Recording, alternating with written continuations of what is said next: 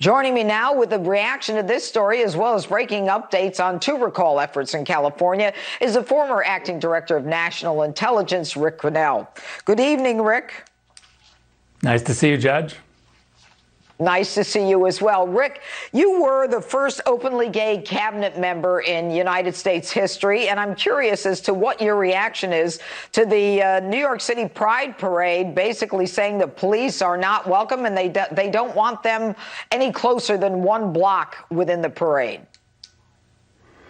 Look, I think that your opening statement was spot on, Judge, because what I'm concerned about is this progressive left wokeism bleeding into our foreign policy and our national security policy. This case in New York where the far left leaders are saying that, police can't march in parades is just the tip of the iceberg to what's really happening. I mean, you look at the CIA, for instance, they're proudly recruiting anxiety-prone millennials.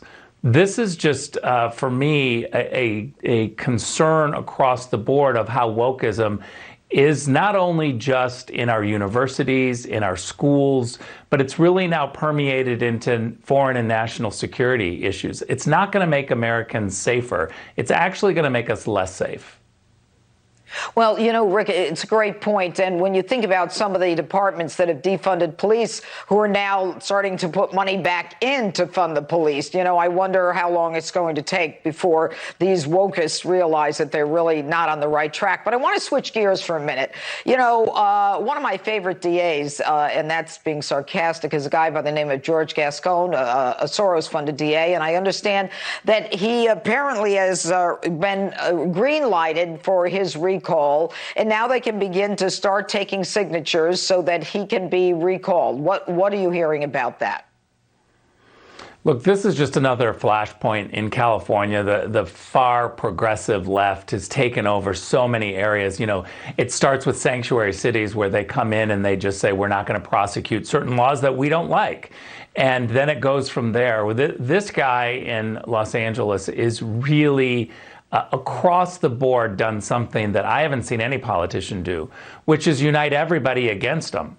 You've got the left, you've got the right, you've got the moderates, you've got the decline to state, all looking at him saying, what in the world happened? I mean, he's not prosecuting normal crime. He's really made everyone angry. So now we have a new focus of recalling him, and I think it's actually going to be more popular than recalling Gavin Newsom, if you could imagine that. And speaking of recalling Gavin Newsom, do you have any announcements you'd like to make? Well, I think everybody should support the recall Newsom. He's trying to buy his way into some votes now. He's offering kickbacks, basically, what he calls tax incentives or rebates or checks. And what's really crazy about this is, I across the board, I keep hearing Californians say, I'm taking the money, but I'm going to vote to recall the guy. Interesting. And I've just got a few seconds left. What are you hearing about these tent cities that are popping up in California? Venice Beach, I understand.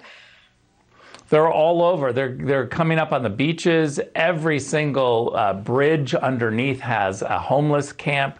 If you haven't been to California lately, when you come here, every single person will say, wow, I can't imagine what has happened. This feels like a homeless camp throughout the entire city. It's really this mismanagement from Los Angeles to Sacramento for the entire state is really right in front of everyone's eyes. Well, you know what, Rick? It seems that California needs a strong person to be the governor. And that's all I'm going to say, Rick, other than thank you for joining us tonight. Judge, always good to see you. Thanks. And next. Hey, everybody, this is Charlie Kirk, founder and CEO of Turning Point USA. If you liked this video, be sure to subscribe to our YouTube channel at Turning Point USA.